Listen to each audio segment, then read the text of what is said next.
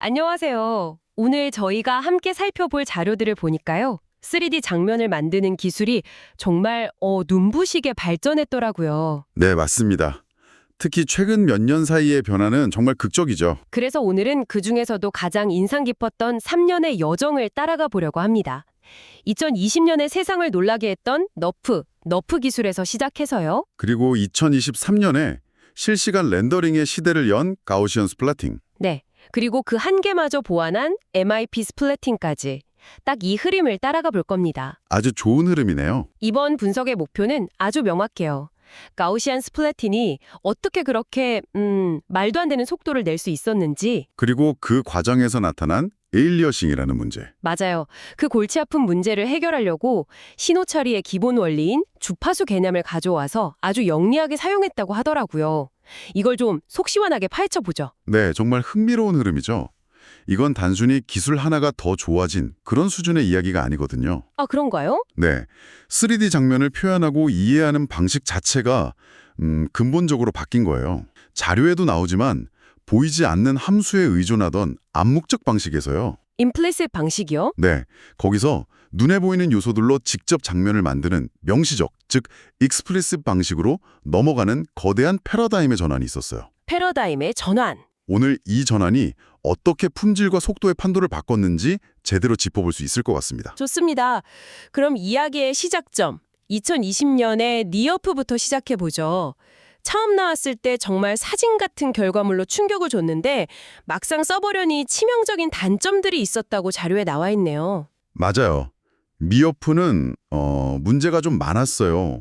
우선 그러니까 렌더링 속도가 너무 느렸죠. 얼마나 느렸나요? HD 사진 한 장 얻는데 30초가 넘게 걸렸으니까요. 그리고 학습 시간도 장면 하나에 몇 시간, 길게는 하루까지 걸렸고요. 하루요? 네. 그리고 제 생각에 제일 큰 문제는 한 번 학습하면 수정이 전혀 안 되는 블랙박스라는 거였어요. 자료에 나온 비유가 재밌더라고요. 오라클 같다고. 아, 네. 딱 맞는 비유죠. 공간의 한 점에 대해 여기 무슨 색이고 투명도는 얼마야? 라고 물어보면 신경망이 마법처럼 정확한 답을 주긴 하는데 그 질문 하나하나에 엄청난 계산이 필요했던 거군요. 바로 그거죠. 그래서 인스턴트 NGP 같은 기술들이 속도를 개선하려고 노력은 했지만 근본적인 한계는 여전했어요. 그게 바로 레이 마칭 방식 때문이라고요? 네. 레이 마칭이라는 게 정말 무거운 작업이거든요. 화면의 픽셀 하나 색깔을 정하려고 가상의 카메라에서 광선을 쏴서 그 경로에 있는 점들을 전부 다 확인하는 방식 맞죠? 맞습니다. 그 광선이 지나가는 길을 아주 잘게 쪼개서 수백 개 지점을 샘클링하고 각 지점마다 여긴 무슨 색, 밀도는 하고 신경망에 계속 물어보는 거죠. 와, 그 모든 답을 합쳐야 겨우 픽셀 하나가 나오는 거군요. 네. 그러니 느릴 수밖에 없었죠. 질문 하나하나가 다 신경망 계산이니까 프레임 하나에 30초가 걸리는 게 이제 이해가 되네요. 그렇죠. 그런데 2023년에 등장한 가우시안 스플래팅은 이 모든 걸 그냥 뒤집어 버렸어요. 완전히 다른 접근법을 썼다고요. 네. 그야말로 발상의 대전환이었어요. 신경망처럼 복잡하게 생각하지 말고 아주 고전적인 컴퓨터 그래픽스처럼 단순하게 가자. 이게 핵심이었죠. 고전적인 방식이요? 네, 이게 바로 앞서 말씀드린 명시적 표현으로의 전환입니다. 복잡한 함수 뒤에 숨는 대신 레고 블록처럼 눈에 보이는 걸로 장면을 직접 쌓아올린 거예요. 레고 블록이요? 네, 색깔, 모양, 크기, 투명도를 가진 수백만 개의 아주 작은 반투명 입자들이라고 생각하시면 돼요. 아, 3D 가우시안 입자들이요? 맞습니다. 이 입자들을 3D 공간에 그냥 촤륵 뿌려서 장면을 직접 만드는 거죠. 니어프처럼 스무고개를 할 필요가 없어요. 그냥 그 자리에 있는 레고 블록을 보기만 하면 되니까. 그렇죠. 그러니까 렌더링이 압도적으로 빨라진 겁니다. 와, 그 결과가 정말 드라마틱하네요. 자료의 비교표를 보니까 렌더링 속도가 프레임당 30초에서 초당 100프레임 이상으로. 거의 실시간이죠. 학습 시간도 몇 시간 걸리던 게 30분이면 충분해졌고요. 심지어 레고 블록처럼 편집까지 가능해졌어요. 그 무갑던 레이 마칭을 완전히 버린 덕분입니다. 모든 가우시안 입자를 한 번에 뿌리는 스플래팅 방식으로 바꿨기 때문이군요. 네. 그래서 그래픽카드의 병렬 처리 능력을 거의 100% 활용할 수 있게 된 거죠. 이게 바로 속도 혁명의 진짜 비결이었습니다. 정말 대단한데요. 그런데 이렇게 거의 완벽해 보이는 가우시안 스플래팅에도 바로 새로운 문제가 발견되었다고 해요. 맞아요. 특히 카메라가 뒤로 물러나서 장면을 멀리서 볼 때 문제가 두드러졌다고요? 네, 바로 에일리어싱이라는 아주 고전적인 문제가 수면 위로 떠올랐어요. 에일리어싱이요? 이건 아마 게임 같은 거 할 때 많이 보셨을 거예요. 멀리 있는 건물의 벽돌 패턴이나 체크무늬 셔츠 같은 걸 볼 때요. 아, 네. 뭔지 알 것 같아요. 화면에 막 무지갯빛 무늬가 생기거나 이미지가 자글거리면서 깜빡이는 현상? 맞아요. 바로 그거. 그게 모아레 현상이고 에일리어싱의 일종이죠. 가까이서 볼 땐 괜찮은데 멀어지면 갑자기 이미지가 지저분해지는 거예요? 정확합니다. 3D 공간에 있는 아주 세밀한 디테일 정보가 화면의 한정된 픽셀 개수보다 너무 많아서 제대로 표현되지 못할 때 발생하는 정보의 충돌 현상이죠. 정보의 충돌이요? 네, 가우시안 스플래팅의 경우 멀리 있는 수많은 가우시안 입자들이 화면에 투영되면 아주 작은 점들이 되거든요.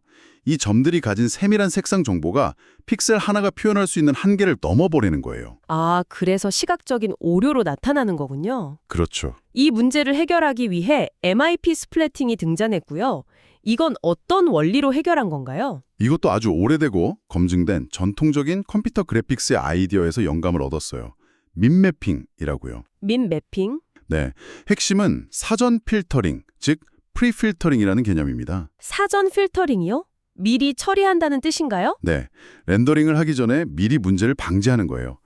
카메라에서 멀리 떨어져 있는 가우시안 입자는 어차피 화면에 아주 작게 보일 거잖아요. 그렇죠. 그걸 미리 계산해서 렌더링 하기 전에 그 입자를 거리에 맞게 적절히 흐릿하게 만들어주는 겁니다. 아, 흐릿하게. 네, 문제가 될 만한 너무 과한 디테일, 다시 말해 너무 높은 주파수의 정보를 미리 제거하는 거죠.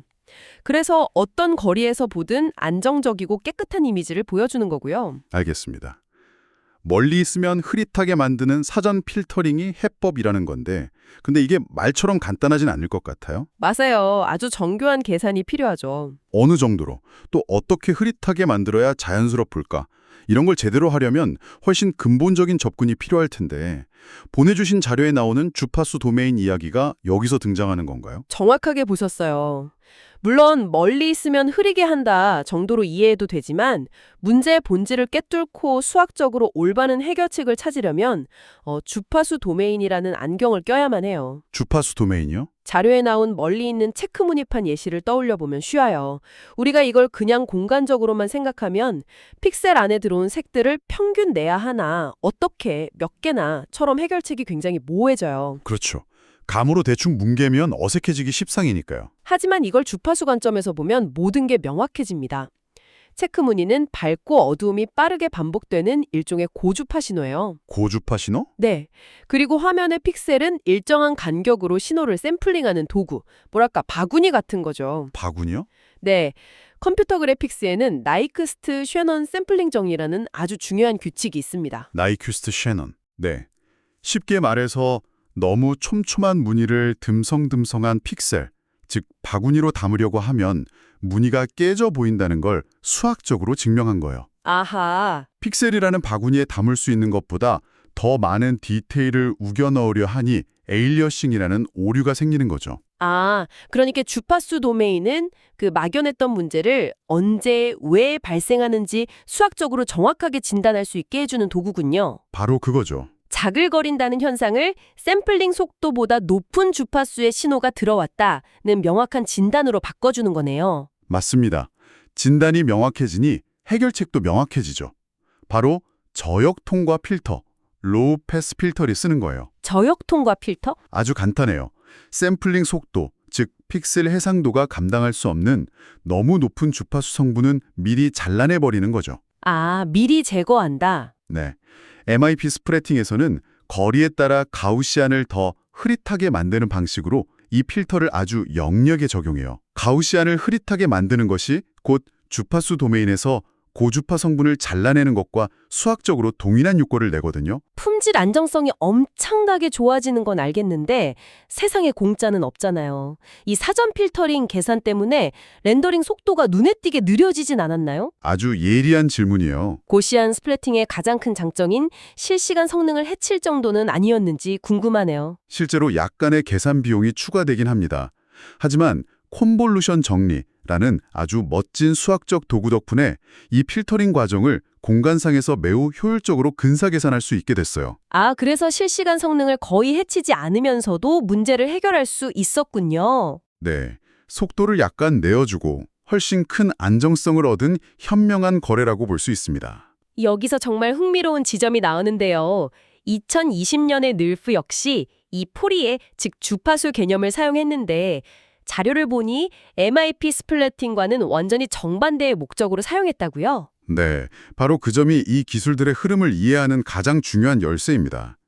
늘프에는 스펙트럼 편향이라는 고질적인 문제가 있었어요. 스펙트럼 편향이요? 네, 일반적인 신경망은 본질적으로 부드러운 저주파 진호, 예를 들어 완만한 색 변화 같은 건 잘 배우는데 날카로운 경계나 미세한 질감 같은 고주파 디테일을 학습하는 데는 아주 서툴렀어요. 아, 그래서 그냥 훈련시키면 결과물이 좀 뭉툭하고 흐릿하게 나오는 경향이 있었군요. 맞습니다. 잠시만요. 이 부분이 정말 흥미로우면서도 좀 헷갈립니다.